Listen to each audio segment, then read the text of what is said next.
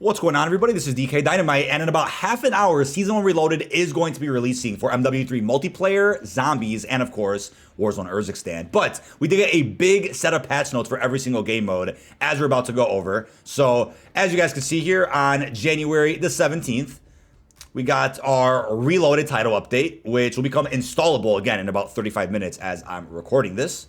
So we got our new 66 map, 2 new operators as a part of the Boys Collab. And this is more so blog post information that we could just breeze through because you guys already know this. The weapons, information about the event, the Boys Blueprint Reward. I covered all this in recent videos. But global customization adjusted the geometry and appearance of the Gaia and Gaia Black Soul operator skins in an effort to increase visibility. So they have brought that skin back into the game, which got removed during preseason, I believe. Familiar camo in the Poison Frogs category will now appear as intended once equipped. Interesting. Unobtainable calling cards are no longer displayed in the premium category. Equipped to all button from Battle Pass will now ensure customizations are applied in private match. Fixed an error that prevented the Endowment direct action pack to be purchased. Resolved an issue in which several camos failed to apply to the Holger. An issue in which users were unable to navigate through an operator's skins while using a controller. Fossilized Blueprint no longer displays inconsistent camo coverage. Several errors have been resolved that block players from equipping various blueprints. Bone Structure, Lethal Expression, Blam Blam, Empire Guardian. List continues. Multiplayer UIX improvements. Faction emblems are now displayed while viewing the scoreboard. Minor visual adjustments to the Prestige animation. Gunsmith, got corrections for inaccurate pros and cons. Revised several attachment descriptions to better reflect their true effects. Multiple issues with equipping a conversion kit that resulted in incompatible attachment combinations. Issues causing the player to be unexpectedly kicked back to the menu in multiple scenarios, such as viewing challenges, reporting a player, resetting default settings. Completing a Mastery Camel challenge for the pickaxe will no longer cause the loadout menu to unexpectedly appear. Accessibility preset to enlarge text will now work as intended when option is set to largest. For gameplay, spectating in third-person perspective is no longer allowed in the following modes: Control, Cutthroat, S&D, or War. Inspecting dual-wield melee will no longer cause one arm to remain still. Address an exploit that allowed weapons to be fired faster than intended. We'll set to semi-auto. Got some audio fixes there for footprints, player sliding, infiltration sequences on multiple maps. Spawns with remote turrets, wheel cinch, chopper gunners will now disable nearby spawn points. Okay. Interesting. Progression. Fix an issue that prevented progress or the progression of several challenges, hopefully for the Stormender, right? Resolve the bug in which players will not receive prestige emblems upon reaching the requirements. Corrected unlock requirements displayed for several weapons. One shot, one kill score event no longer awarded when the elimination is achieved with 2 handguns.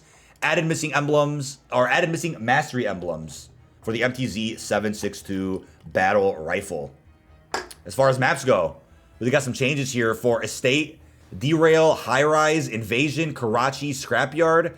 They reworked a bunch of capture points for objectives. We got Skid Row, Subbase, Terminal, Underpass, and even the War map. They fixed a bunch of spawns, exploits with deployable covers. Again, objective points, sizes, collisions to prevent recon drones from accessing unintended locations.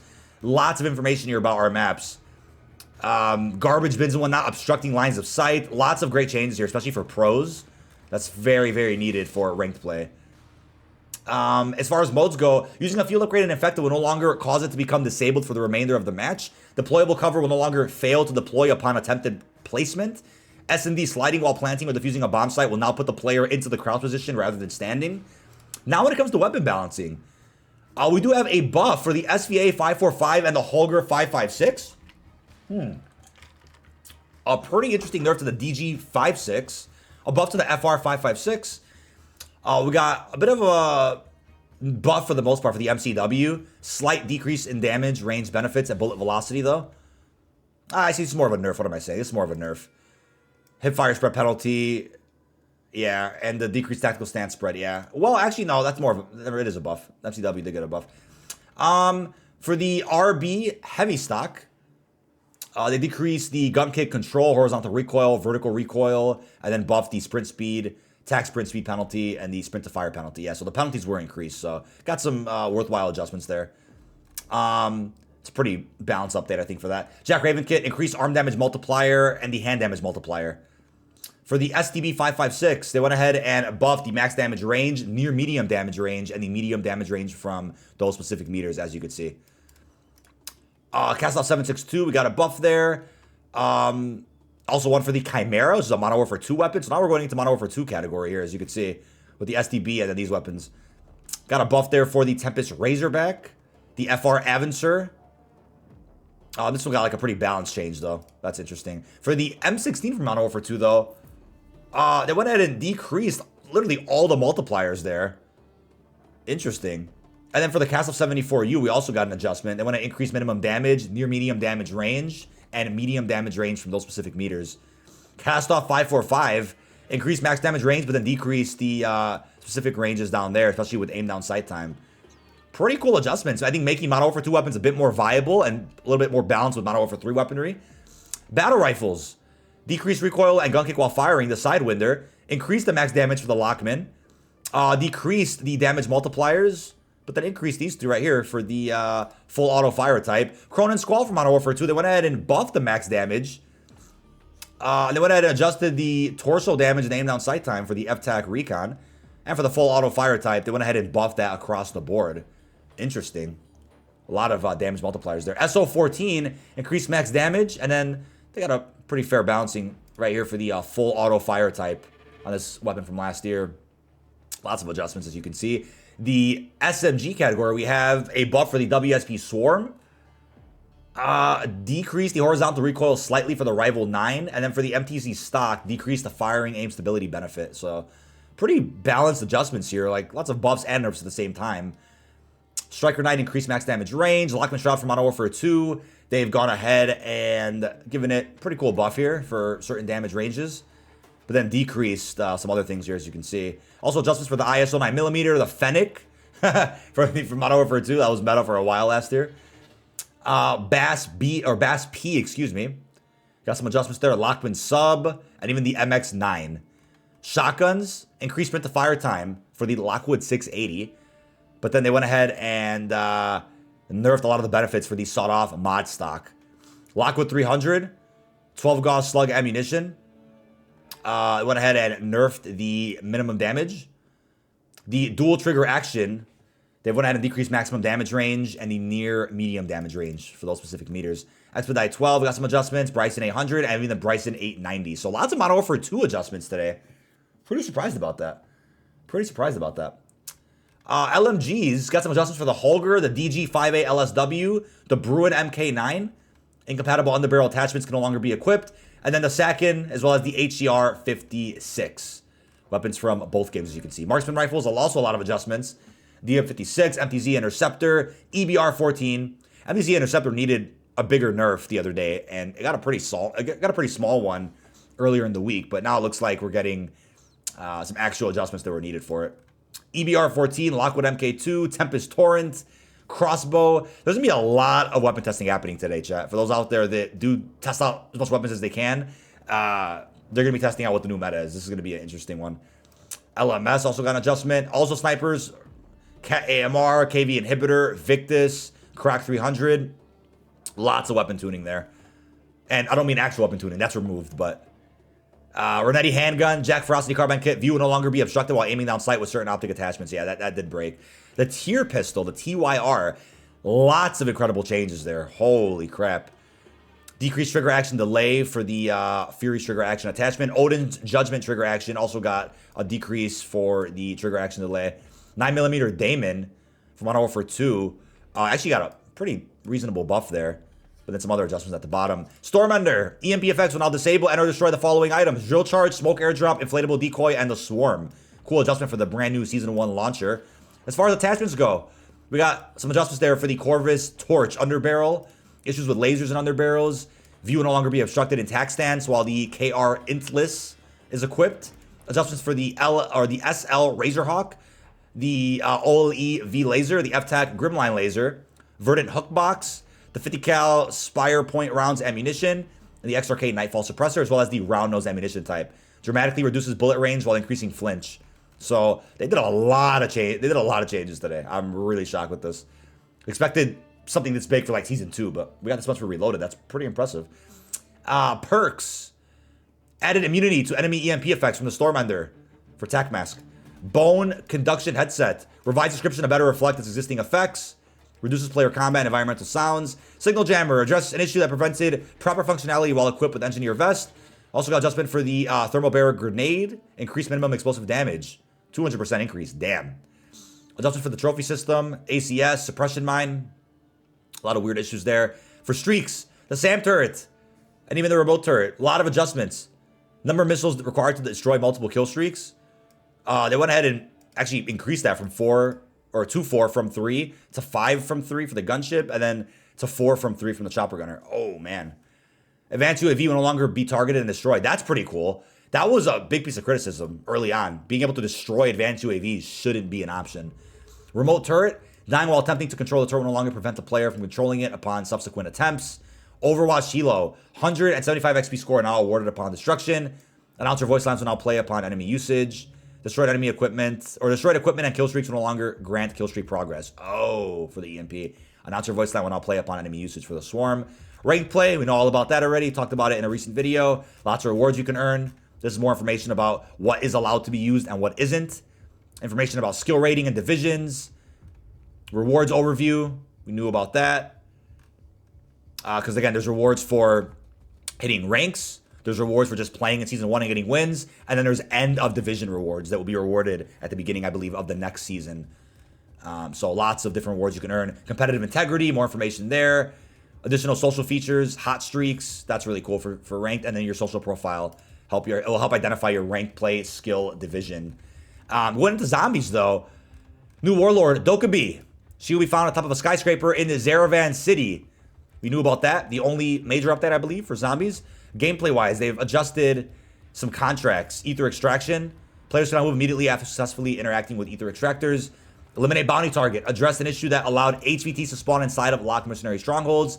Field upgrades.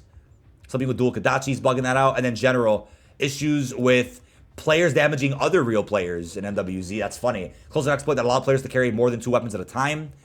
Mule kick bug. Just an issue that would create a contraband copy of Insured Slot 2 when it was equipped as a secondary weapon. Terminus outcome. Sentry turrets are now EMP'd when shot by Stormender. Friendly Hellhounds will now heal newly added squad members. Hell yeah. And then the Friendly Hellhounds will now retain their name and level when traveling to the Dark Ether. That's actually a pretty cool update. There's adjustments just for zombies now. Ram 7 was not working in the Insured slot. Decoy got an increase of duration. Thank God.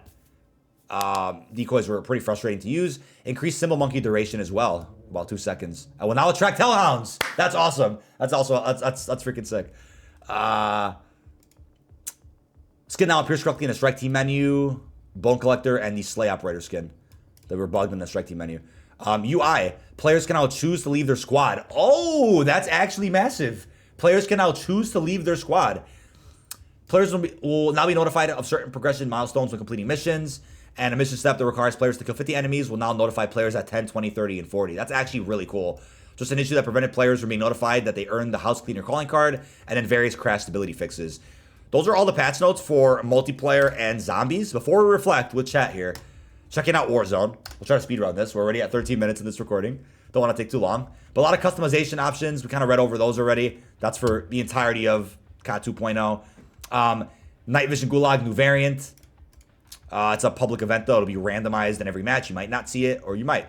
Overall map polish. Fixed 50 mantle spots, mounting spots, 150 areas affected by clipping, and fixed over 20 known exploitable areas, and improved lighting in 43 buildings. That's a badass update in and of itself for map geometry there. There you go for Urzikstan. Playlist rotation for the week of the 18th. Battle Royale, all squad sizes, Urzikstan. Resurgence, POI rotation for quads, Urzikstan.